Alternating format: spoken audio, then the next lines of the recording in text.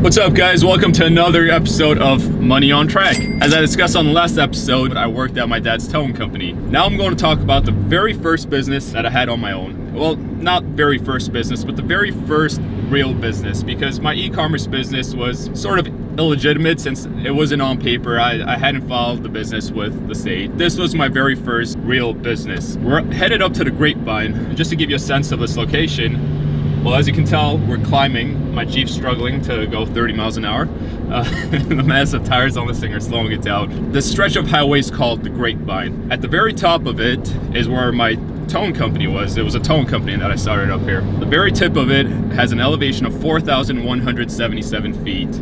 The nearest city to this location is 30 miles north or 30 miles south. This stretch of highway connects Northern California to Southern California. So anyone traveling from Los Angeles or from San Diego to San Francisco, Sacramento, has to travel through this stretch of highway. This place is also called Death Valley. The reason for that is because of this elevation, because there's a 30-mile drive where your car's constantly climbing up the hill, transmissions and engines overheat, cars break down. Now this is actually slow season, this is off season. During summer and during winter when people are traveling constantly, and especially during summer with the high temperatures, every 200 feet there will be a broken down car pulled over on the side of the highway. So the way this place was brought to my attention was through my AAA supervisor. So my supervisor from AAA called me one day and asked if I was willing to send up 2 trucks here for the 4th of July weekend. He said, I'll pay you $1,000 per truck per day to have the trucks up here, plus whatever you tow. Now, whether I was going to make money or not, I wanted to keep my supervisor from AAA happy, so I absolutely agreed. I said, I'll send the trucks up, not a problem. Now, in those 4 days, those trucks made me $15,000, which for 2 trucks in 4 days is a lot of money. Now, I wasn't the only towing company that was helping out over here. There were 3 other towing companies, so within that weekend, AAA must have spent between $15,000 to $20,000 just extra money having additional trucks over here, which was a big expense for AAA. It's something uncommon, something never heard of. So I asked my AAA supervisor, I said, hey, why is it that these guys are having an issue over here? He said they have a bunch of old trucks, they're broken down, the guy wants to retire, he doesn't want to repair his trucks. This light bulb just went off in my head. I thought, hey, why don't I start my own company here?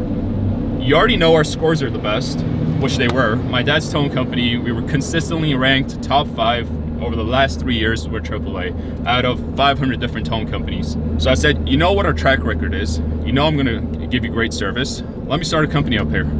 He said, really? You'd want to go in the middle of nowhere? I said, yeah, don't worry about it all. I spun it in a way that, hey, I'll do you guys a favor. Because you guys have been so good to us, I'll do you guys a favor. He said, write up a proposal. I wrote up a proposal, and within 2 weeks, my proposal got approved. I was 26 at the time. I had to sell my Lamborghini. I had to sell off whatever stocks I had because I needed capital to fund this location. I started this place up. It was very difficult because, like I said, it was in the middle of nowhere. I kissed my social life goodbye. I said, sayonara, see you later. Remember, since the age of 24, I had a Lamborghini.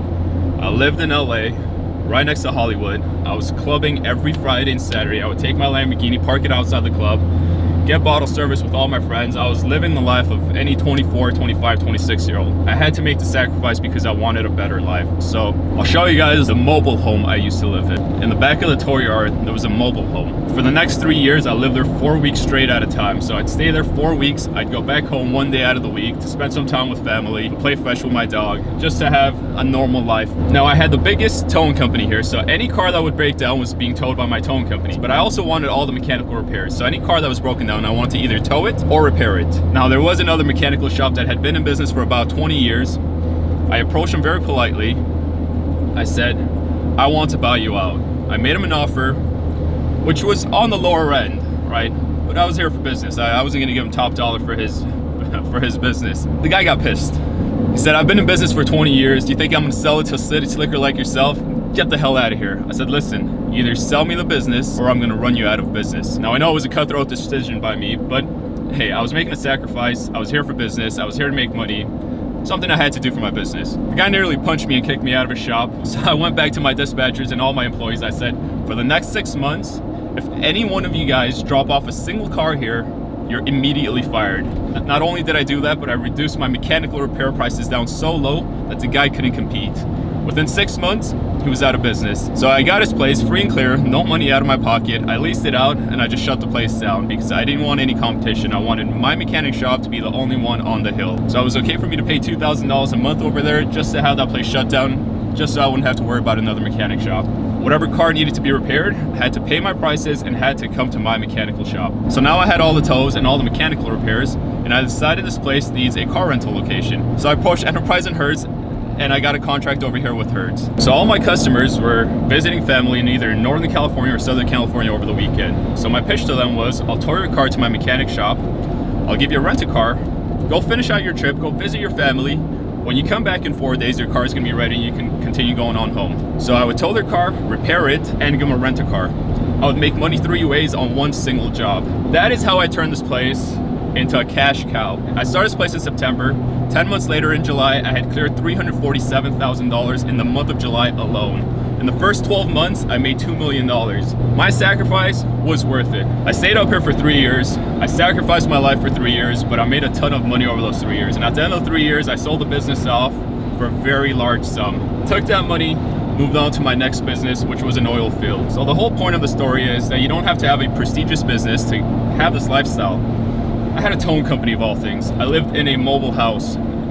I was slumming it for 3 years. So I want to paint a picture that you don't have to be the CEO of a huge company. You don't have to be a plastic surgeon, because jobs like that are sort of out of reach. It's, you know, it's very far away. So that's what I want you guys to take back from this, that it isn't something unfathomable, that you can start off somewhere small.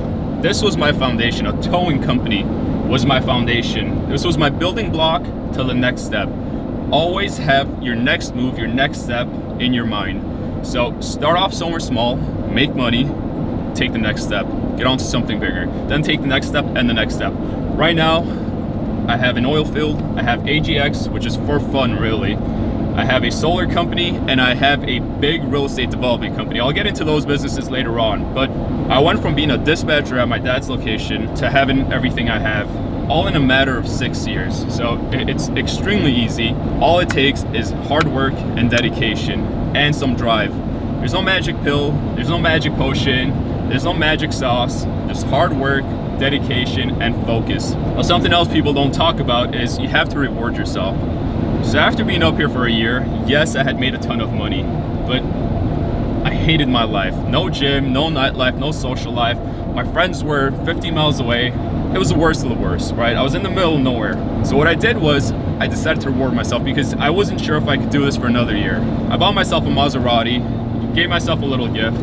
That's not something most people will talk about, but always reward yourself after hard work to keep your mental focus there. Because as humans, we have a tendency of becoming complacent after a short amount of time. So my ambition and drive had sort of died down. I had lost focus of what my end goal was. So I bought myself a $100,000 car to remind myself, this is why you're doing it. I bought myself that Maserati, and that was the little boost that I needed. And the very next year, I bought my 6-speed orange Murcielago. Now this place wasn't all dreadful. About a quarter mile away from my shop is Hungry Valley, which is 100 square miles of off-road heaven. So I bought 2 ATVs. The third one I actually impounded because I had a contract over here with the sheriff's station and the state park ranger. So anytime someone would drive drunk over here on their ATV, we would get called out and we would impound their ATVs. I got one of them for free. So I had 3 ATVs, and what I did to motivate my employees was I would tell them once a week, the employee of the week would go off-roading with me. I'd give them a payday and we'd go off-roading. Now,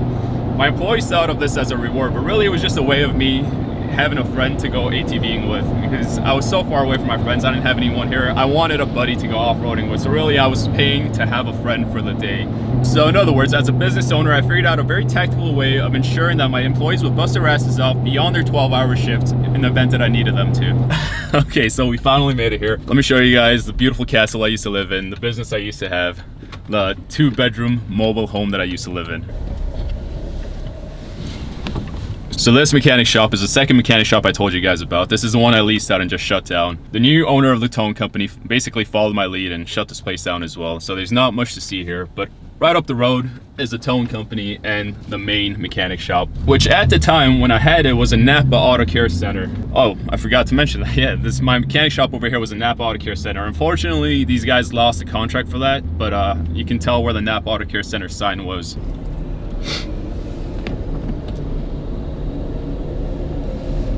So So we just pulled into the towing yard. Let me tell you guys a funny story about the pavement over here. As you can tell, there's asphalt here, but the lot behind it is a dirt lot. And every other lot over here is a dirt lot. Now, I wanted my towing company to have a professional feel, a professional look. Even though I was in the middle of nowhere, I wanted this towing company to represent one from the city. So every single lot over here was full of dirt. I wanted this one to be paved because when my trucks drove in here, I didn't want any dirt on my trucks, because when these trucks were out on the road, they were representing me and they were representing my brand. So I wanted to make sure the trucks were nice and clean every single time they'd go out to a customer. I called around and figured out it's going to cost about $45,000 to put asphalt over here. I called my landlord. I told her I want $45,000 worth of rent credit to turn this place into a blacktop. Automatically, she said no. She just wanted her money. She didn't care about any improvements to this place. Now that was her playing hardball, but I one-upped her. What I did was call the owner next door and pretend I was interested in the lot next door. Because this is a small town, word spreads very fast. Within a week, she calls me back and she says, you know what, I'll give you rent credit, come take this lot off of my hands. That's how I got this place. I got $45,000 worth of rent credit. Basically, my trucks were gonna stay clean for free. I was gonna spend the money on rent anyways, but I got asphalt to make sure this place was clean for all my trucks. Now let's go around, let me show you the place. Now this is the back lot, this is the second lot. All of these cars back here at one point had been impounded. Owners didn't pick them up, so the cars get left over for the new owner of this place to either sell, crush, or recycle, do whatever he wants with them. But some of these cars, as you can tell, are worth quite a bit of money. Let's see what we got here. Got a gnarly crash over there. Let's take a look at that. That's a new Mustang. Oh, that looks painful. Obviously this thing rolled over. Jesus Christ, that's actually cut the seat over here. Wow, look at this.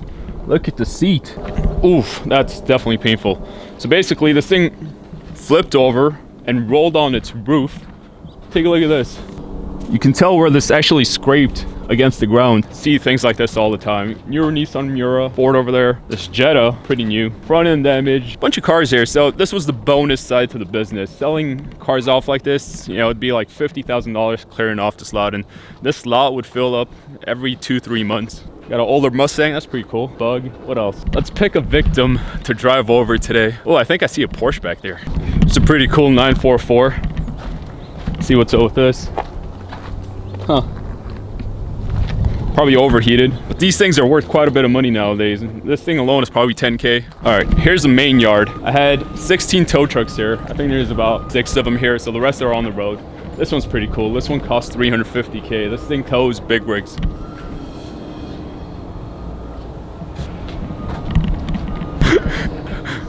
So the driver that drives this truck, his name is Yogi. Well, his name is John, but we call him Yogi Bear.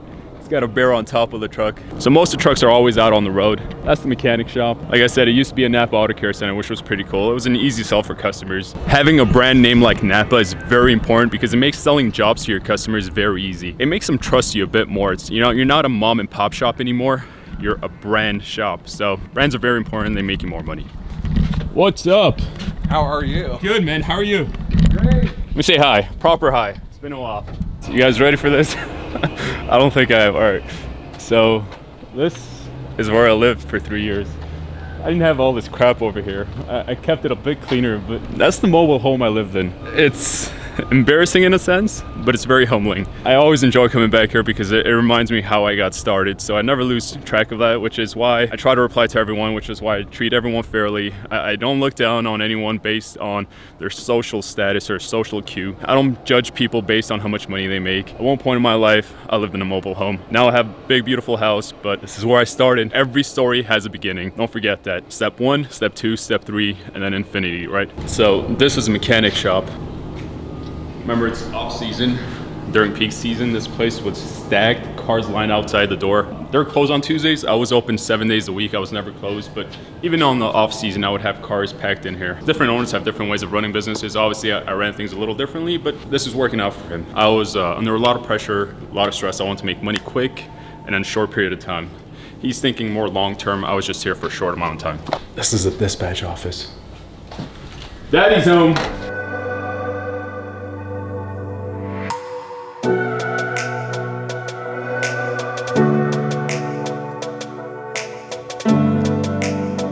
Just left the toy yard. We're gonna head over to Hungry Valley. You guys are gonna see how close it was to my shop. This is literally the only thing that kept me alive, being secluded from my family for so long, being so far away from all my friends and my entire social life. So let's go to Hungry Valley, see what this good old puppy could do.